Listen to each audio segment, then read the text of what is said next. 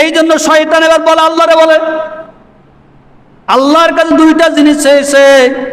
শয়তান আল্লাহকে বলল, আমার রব, আমি তো হাজার হাজার বছর পর্যন্ত তোমার ইবাদত করেছি, জমিনে এমন কোন জায়গা বাদ নাই তোমাকে সিজদা করি নাই, আসমানে এমন কোনো বাদ নাই তোমার ইবাদত করি নাই, জান্নাতের সরদার ছিলাম, সকল ফেরেশতার নেতা ছিলাম, লক্ষ লক্ষ বছর ইবাদত বন্দিগিরি করেছি, আমি তোমার কিছু চাই না, আমি তো ধ্বংস হয়ে গেছি, কিন্তু আমি তোমাকে কাছে দুইটা জিনিস চাই।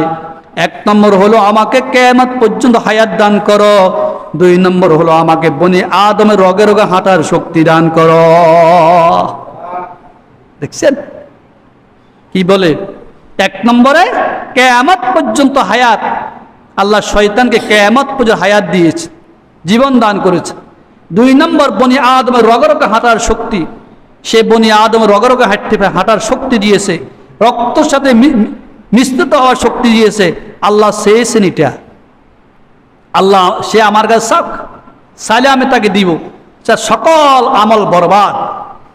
এই জন্য সে বলতেছে, আল্লাহ যখন কিয়ামত পর্যন্ত শক্তি দান করেছেন, আদমের রগে রগে হাঁটার শক্তি দিয়েছেন, তখন ওই ইবলিস আল্লাহকে বলে, পালা পাবিমা আগুয়াইতানি লাকুদান্না লাহুম সিরাতাকাল মুস্তাকিম। হে রব, তুমি তো আমার সকল আমল বরবাদ করে দিয়েছো, এই আদমের কারণে আমার সব আমল নষ্ট হয়ে গেছে, লাকুদান্না লাহুম সিরাতাকাল মুস্তাকিম, আমি অবশ্যই তাদের জন্য সিরাতুল মুস্তাকিমের পথে বসে থাকবো।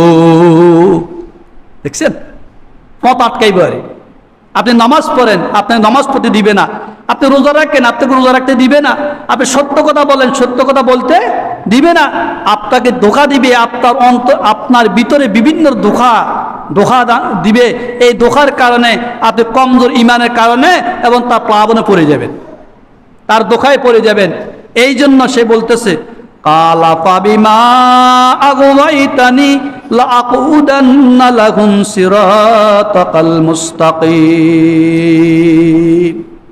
সিরাতাকাল মুস্তাকিম, যে আমি তো আদমের কারো ধ্বংস হয়ে গেছি, হে আল্লাহ আমি সিরাতুল মুস্তাকিমের পথে বসে থাকবো, বসে থাকি বনি আদমকে ধোঁকা দিব, আমি তো জান্নাতে যেতে পারি নাই, বনি আদমকে জান্নাতে যেতে দিব না। আমার আল্লাহ বলে, হে আজাজিল, ফেরেশতা শোন, যারা আমার ইমানদার বন্দা, যারা নেককার বন্দা, যারা আমি রবকে ভালোবাসে, আমি রবকে মহব্বত করে, তুই কখনো তাদেরকে ধোঁকা দিতে পারবি না। আল্লাহ পারেনি। যারা আল্লাহর কাজ করে, দ্বীনের কাজ করে, দ্বীন ইলাল্লাহর কাজ করে, তাদেরকে ধোঁকা দিয়ে পারে? কখনো কি পারে না? জিন্দা পীর এখনো আছে, আল্লাহর ওলিরা আছে, যারা আল্লাহর ওলি, যারা আল্লাহর হুকুমকে এই জমিনে বাস্তবায়ন করার জন্য চেষ্টা করে, তাদের মধ্যে একজন ছিলেন